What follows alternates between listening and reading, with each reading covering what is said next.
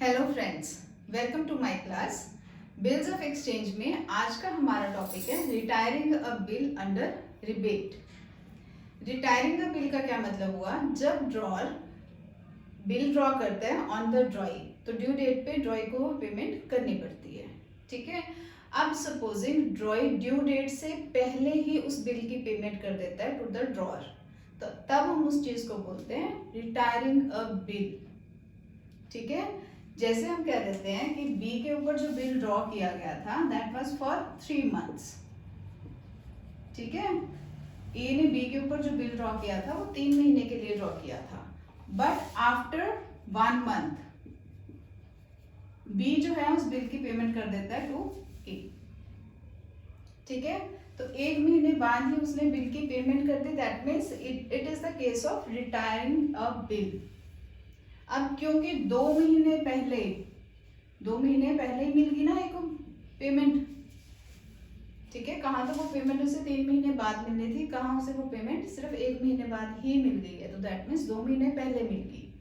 तो बी क्या करेगा, जितनी भी अमाउंट का उसने बिल ड्रॉ किया होगा उसके ऊपर उसे रिबेट देगा। ठीक है, तो रिबेट किस हिसाब से हम कैलकुलेट करते हैं? फेस वैल्यू कितनी है आपके बिल की into rate of interest. Rate of interest question में दे रखा होगा, इनटू अनएक्सपायर्ड पीरियड, मतलब कितनी देर पहले उसने वो दे दिया हुआ है, अपॉन 12 अगर मंथ्स हैं और अपॉन 365 अगर डेज है। इस हिसाब से हम रिबेट कैलकुलेट करते हैं। ठीक है जी, तो इसी सारे को हम एक क्वेश्चन के थ्रू करके देखते हैं, तो ये सारी ट्रांजैक्शंस आपको बहुत अच्छी तरीके से समझ आएंगी।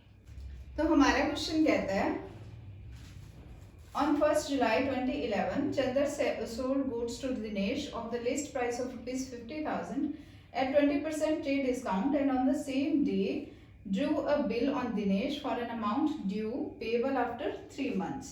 Dinesh accepted the bill on 4th of September 2011. Dinesh retires his acceptance, receiving a rebate of 15% per annum. Pass entries in the books of both the parties. ठीक है, आप बिल ड्रॉ किया हुआ है 1 जुलाई 2011 को, 50,000 का बिल है जितने की गुड्स सेल किए हैं, और उस पर ट्रेड डिस्काउंट मिल रहा है फॉर 20%। ठीक है, ट्रेड डिस्काउंट और कैश डिस्काउंट का डिफरेंस तो पता है ना आपको। ट्रेड डिस्काउंट है तो सारे के सारे बिल अमाउंट पे हम 20% कैलकुलेट करेंगे, that will amount to rupees 10,000। इतना तुम्हारे को डिस्काउंट मिला है, तो गुड्स सेल कितने की हुई है? 40,000। ठीक है, कब हुआ ये? जुलाई 1 2011 को। एंट्री क्या पास ऑन करेंगे, क्योंकि हम ये बुक्स गुड्स सेल कर रहे हैं, तो आएगी Dinesh account debited to sales. सबसे पहले सेल की एंट्री कर लें, अमाउंटेड रुपीज 40,000। सेम डे पे उसने बिल ड्रॉ करा दिनेश के ऊपर, एंट्री डालेंगे bill receivable account debited to Dinesh 40,000 का। ठीक है, और अब वो कहते हैं कि दिनेश ने 4 सितंबर 2011 को इसकी पेमेंट कर दी हुई है, तो हमारी एंट्री थर्ड एंट्री आएगी 4 सितंबर 2011 को। क्योंकि उसने पेमेंट कर दी तो हमारी एंट्री क्या बनेगी? Bank account debited.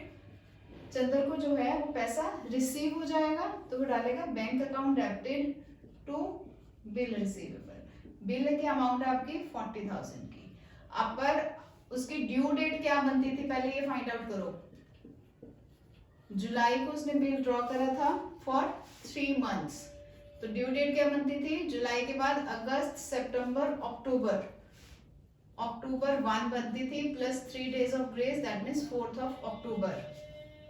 ठीक है, और दिनेश कब पेमेंट कर रहा है? 4th ऑफ सितंबर को, दैट मीन्स 1 मंथ बिफोर कर रहा है वो। ठीक है, 1 महीने पहले पेमेंट कर रहा है वो सितंबर में कर रहा है, जबकि पेमेंट की ड्यू डेट है अक्टूबर में, तो 1 महीने पहले वो पेमेंट कर रहा है, तो उसे रिबेट मिलेगा। रिबेट कितने पे? 40,000 पे कितने परसेंट कह रखे हैं उन्होंने? 15% फॉर 1 मंथ। ठीक है, ये चीज क्लियर है। तो कितने अमाउंट आएगी, दैट विल 500। रिबेट कितने का हुआ, 500 का। क्योंकि चंद्र को रिबेट देना पड़ रहा है इसलिए रिबेट जो होगा उसके लिए खर्चा होगा। रिबेट ऑन बिल को वो डेबिट करेगा अमाउंटिंग ₹500 और 39,500 का पैसा उसे रिसीव हो जाएगा। क्लियर है ये चीज, कुछ भी नहीं गया हमने, एंट्रीज बिल्कुल सेम वैसे ही जैसे अभी तक करते आ रहे हैं, बिल्कुल वही एंट्रीज हमारी चली हैं। सेल की एंट्री डाली हमने, बिल ड्रॉ करा उसकी एंट्री डाली। अब क्योंकि उसे पेमेंट अर्लियर रिसीव हो रही है, 1 महीने पहले रिसीव हो रही है पेमेंट, तो वो एंट्री डालेगा चंद्र, जो कि ड्रॉर है, वो एंट्री डालेगा बैंक अकाउंट डेबिटेड। अब 1 महीने पहले की अगर क्योंकि उसको पेमेंट मिल रही है इसलिए वो रिबेट भी देगा। रिबेट उसके लिए होगा एक खर्चा, इसलिए खर्चे को वो डेबिट करेगा। तो रिबेट ऑन बिल को वो डेबिट करेगा टू बिल रिसीवेबल, पैसा आ रहा है अगेंस्ट बिल। बिल रिसीवेबल की अमाउंट है 40,000, पेमेंट उसे मिली है 39,500 की और 500 का उसने रिबेट दिया है।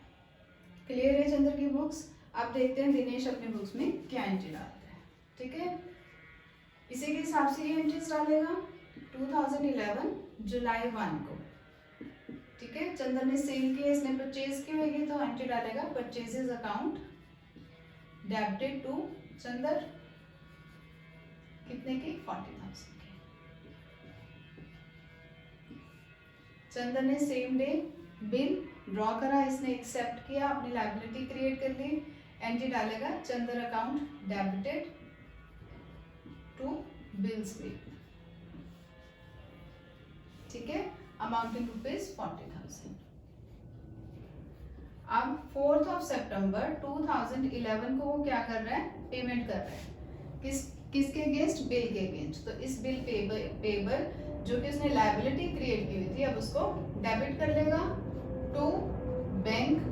अब क्योंकि रिबेट इसके लिए इनकम है इसलिए रिबेट ऑन बिल को ये क्रेडिट करेगा।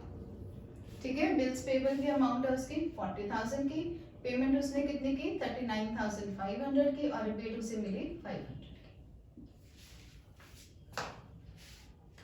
क्लियर है ये एंट्रीज। चंद्र और दिनेश ड्रॉर और ड्रॉय की बुक्स में रिबेट की एंट्रीज सेम रहेंगी, जिस तरह सारी एंट्रीज सेम ही हैं जैसे अभी तक हम डाले थे, सिर्फ एक रिबेट की एंट्री थोड़ी सी फर्क पड़ती है, वो इसलिए क्योंकि वो पेमेंट अर्लियर हो जाती है।